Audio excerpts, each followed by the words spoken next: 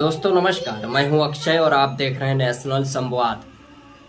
दिल्ली विश्वविद्यालय के जाकिर हुसैन कॉलेज में लगभग 14 वर्षों से हिंदी विभाग में assistant professor doctor Laxman Yadav को उनके पद से हटा दिया गया है। यानी कि वो एडहॉक के प्रोफेसर थे, यानी कि संविदा पर प्रोफेसर थे, और उन्हें जब उस पोस्ट को जब 14 वर्षों बाद परमानेंट करने को हुआ, असिस्टेंट प्रोफेसर की नियुक्ति होनी हुई परमानेंट, तो डॉक्टर लक्ष्मण यादव को हटा दिया गया। उनके साथ कई और प्रोफेसर्स को हटाया गया, लेकिन डॉक्टर लक्ष्मण यादव की देश भर में चर्चा इसलिए हो रही है क्योंकि डॉक्टर लक्ष्मण यादव सरकार की आंख में आंख डालकर सवाल करते हैं, संविधान की बात करते हैं, समता समानता धर्मनिरपेक्षता और समाजवाद की बात करते हैं।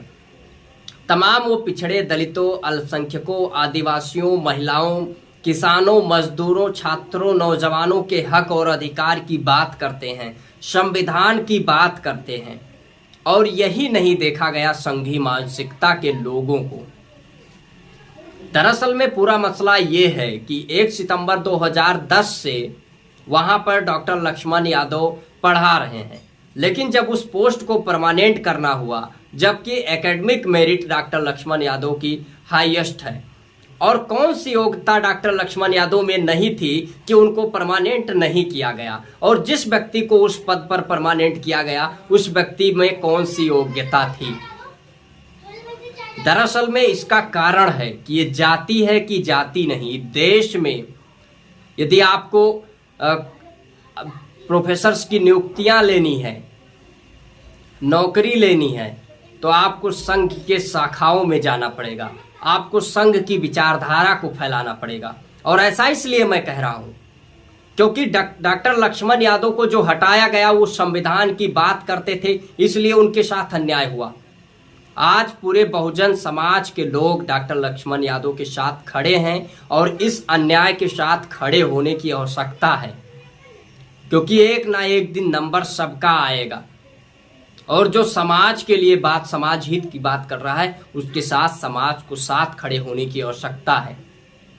और आज जिस तरीके से विश्वविद्यालयों में जो जातिवाद है, इस चीज को समझने की जरूरत है।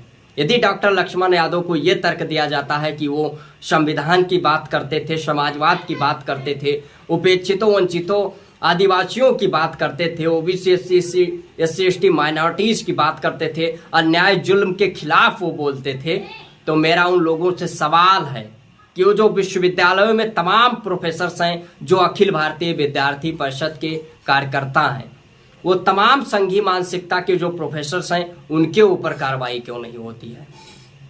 और इसका उदाहरण मैं स्वयं हूँ, लखनऊ विश्वविद्यालय का उदाहरण मैं स्वयं हूं कि यहाँ के जो चीफ प्रॉक्टर हैं प्रोफेसर राकेश द्विवेदी, वो अखिल भारतीय विद्यार्थी परिषद के कार्यकर्ता हैं। और लखनऊ विश्वविद्यालय के लगभग सभी डिपार्टमेंटों में अखिल भारतीय विद्यार्थी परिषद के कार्यकर्ता, पदाधिकारी मिल जाएंगे, प्रोफेसर्स। ये मैं विश्वविद्यालय का छात्र होने के नाते एक तथ्यात्मक रूप में एक तथ्य के साथ मैं कह सकता हूं। और हर डिपार्टमेंट में प्रोफेसर्स देखने को मिल जाएंगे। जाति देखकर कापियां चेक की जाती है, जाति देखकर नंबर दिया जाता है, इंटरव्यू में जाति देखकर नंबर दिया जाता है। सोचिए, इस देश में बाबा साहब डॉक्टर भीमराव अंबेडकर जी ने जो संविधान दिया, उसके बदौलत तमाम उन ओबीसी, एससी, एसटी के लोगों को पढ़ने का मौका मिला। लेकिन विश्वविद्यालयों में जिस तरीके से जातिवादी और मनोवादी मानसिकता के लोग बैठे हैं, और वो आपको जाति देखकर नंबर देते हैं, जाति देखकर कापियां चेक करते हैं, जाति देखकर आपको इंटरव्यू में सेलेक्ट किया जाता है।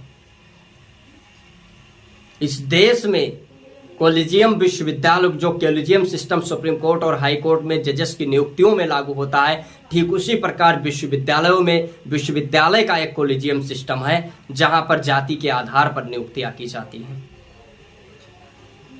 जाति देखकर इंटरव्यू में सवाल किए जाते हैं, नॉट सुटेबल फाउंड किया जाता है। इस चीज को समझने की जरूरत है, इसके खिलाफ आवाज उठाने की जरूरत है। और आज जिस तरीके से कोई डॉक्टर लक्ष्मण यादव ही नहीं, चाहे डॉक्टर रितु सिंह हो, जैसे तमाम प्रोफेसरों के साथ जिस तरीके से अन्याय हो रहा है, इस चीज को पूरे बहुजन समाज को समझने की आवश्यकता है। इस विषय पर आप सभी लोगों की क्या प्रतिक्रिया है? आप अपनी प्रतिक्रिया कमेंट बॉक्स के माध्यम से अवश्य दें। यदि वीडियो को यूट्यूब चैनल पर देख रहे हैं तो चैनल को सब्सक्राइब करें, वीडियो को फेसबुक पेज पर देख रहे हैं तो पेज को फॉलो करें। तब तक के लिए देखते रहें नेशनल संवाद। जय हिंद।